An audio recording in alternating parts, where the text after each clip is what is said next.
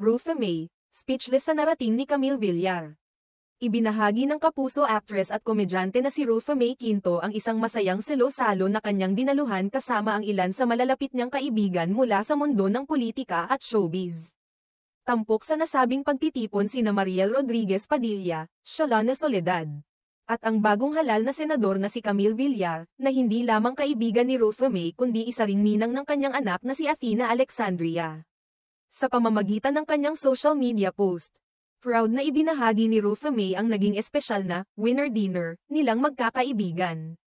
Hindi lamang ito basta isang ordinaryong hapunan, kundi isang selebrasyon ng mga tagumpay at milestone sa buhay nila, lalo na't katatapos lang ng halalan kung saan nanalo si Camille Villar bilang isa sa mga bagong miyembro ng Senado ng Pilipinas.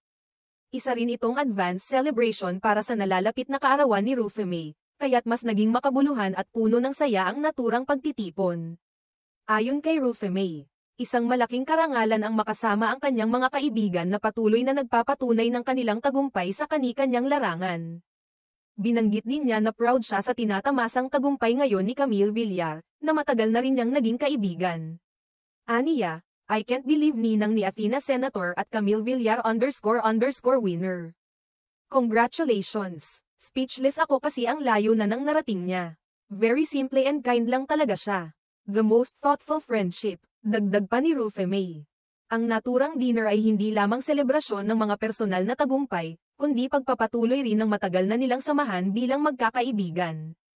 Tinawag pa niya silang breast friends, isang pamosong biro ni Rufa May na tumutukoy sa kanilang matatag na pagsasamahan bilang kababaihan na sumusuporta sa isa't isa sa kabila ng kani-kanilang abalang buhay. Bagamat galing sa magkaibang mundo, ang ilan sa politika, ang iba sa showbiz, nananatiling matatag at buhay na buhay ang pagkakaibigan nila.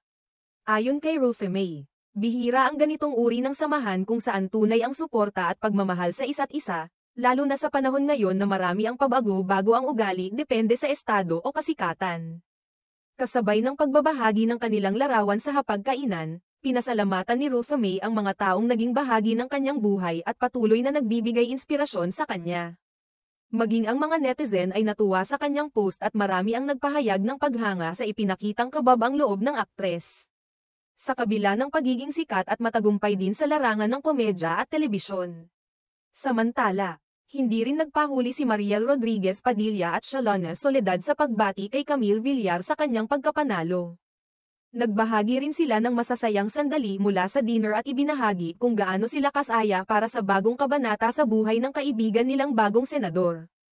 Ang naturang tagpo ay naging paalala na sa kabila ng magulong takbo ng mundo ng politika at entertainment, may mga tao pa ring nananatiling totoo, mapagkumbaba, at tapat sa kanilang mga pinahahalagahan, lalo na pagdating sa pagkakaibigan at pamilya.